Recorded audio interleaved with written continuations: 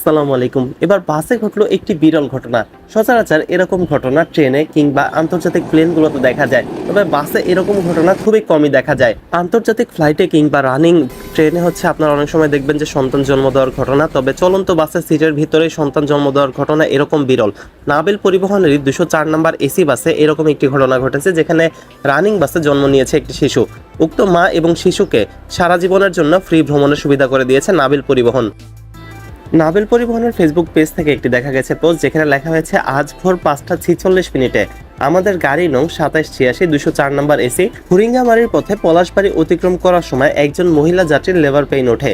তো এই ঘটনাটি ঘটেছে মূলত ভোরবেলায়, যেখানে আশেপাশে ছিল না কোনো হাসপাতাল, এছাড়া গাড়িও এরকম অবস্থায় ছিল না যে কোনো জায়গা দাঁড়াবে কিংবা কোনো হোটেল ব্রেকে দাঁড়াবে, ফুড ভিলেজ বলেন বা যে কোনো জায়গা বলেন। তো সবার সময়তে এইটাই ডিসিশন নেওয়া হয় যে রানিং বাসে, অর্থাৎ বাস যেরকম চলা দেখতেছেন এইরকম চলন্ত বাসে সাইড করে কিংবা যে কোনোভাবে বাসের ভিতরেই সন্তানকে জন্ম দিতে হবে। এই সময় বাসে থাকা একজন মহিলা যাত্রী এগিয়ে আসেন, ড্রাইভার বলেন, স্টাফ বলেন, ছাড়া বাসের সকলের সহযোগিতায় সেই শিশুটি জন্মগ্রহণ করে ভোর 5:46। বাচ্চা জন্মগ্রহণের সময় সবচেয়ে বড় কনসার্ন হচ্ছে মা এবং শিশুর হেলথ। আল্লাহর রহমতে দুজনই বেশ ভালো ছিলেন, যার কারণে বাসের সবাইও বেশ খুশি ছিল। এবং নাবিল পরিবহনের অথরিটি বা ম্যানেজমেন্ট যখন এই ঘটনাটি জেনেছে, তারা এই ঘটনাটিকে সারা জীবনের জন্য স্মৃতি করে রাখার জন্য সেই মা এবং শিশুকে তারা সারা জীবনের জন্য ফ্রি ভ্রমণের সুবিধা করে দিয়েছে। অনেকে বলতে পারেন যে তারা তো অন্যবার কাউন্টারে গেলে কি বলবে নাকি যে ভাই আমার বাচ্চা হয়েছিল বাসে, এই জন্য আমার জন্য ফ্রি। কাউন্টারম্যান বলবে যে না, আমি তো এই ব্যাপারে জানি না।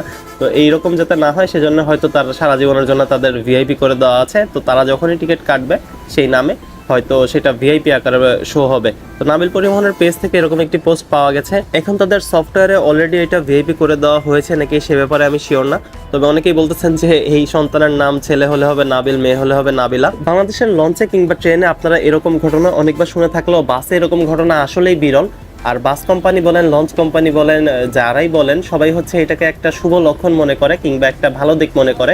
সবাই ভাবে নিজেদের পরিবহনে এরকম একটি ঘটনা ঘটা তাদের জন্য একটা লাকি চার্ম, এবং সেই শিশু এবং মাকেও তারা সবসময় স্পেশাল করে রাখতে চায়, এই জন্য এরকম সুবিধা তারা দিয়ে থাকে। সবকিছু মিলিয়ে ধন্যবাদ দিতেই হয় নাবিল পরিবহনকে এরকম একটি ফ্যাসিলিটি দেওয়ার জন্য এবং এই মোমেন্টটাকে আরো বেশি স্মৃতিময় করে রাখার জন্য। এছাড়া বাসের ড্রাইভার, স্টাফ সহ যেই নারী যাত্রী এগিয়ে এসেছিলেন, তো তাদেরকে আসলেই মন থেকে রেসপেক্ট করতে হয়, কারণ এরকম সিচুয়েশনে সিচুয়েশন হ্যান্ডেল করার মতো লোক পাওয়া যায় না। আর সত্যি বলতে এটা খুবই একটা সেন্সিটিভ কেস, কারণ যদি অন্যরকম কিছু হতো, আল্লাহ না চায়, তাহলে কিন্তু এই যে নারী যাত্রী যারা এগিয়ে এসেছেন, যাদেরকে এখন আমরা হিরোসের চোখে দেখতেছি, ড্রাইভার বলেন, স্টাফ বলেন, এদের কাঁধে কিন্তু দোষটা যেত যে তারা কেন বাসটা একটা ভালো জায়গা সাইড করলো না কিংবা একটা ক্লিনিকে নেওয়ার চেষ্টা করলো না। তো আলহামদুলিল্লাহ সবকিছু ঠিকঠাক হয়ে গিয়েছে, জন্য তারা এখন হিরো। তবে যদি কিছু না কিছু অঘটন ঘটে যেত, তাহলে কিন্তু এরাই মূল কালপ্রিট হয়ে যেত এবং হয়তো এদের এগেনস্টে আমাকে ভিডিও বানাতে হতো যে এরকম ড্রাইভার স্টাফের গাফিলতির কারণে একটি বাচ্চা শিশু মারা গেছে।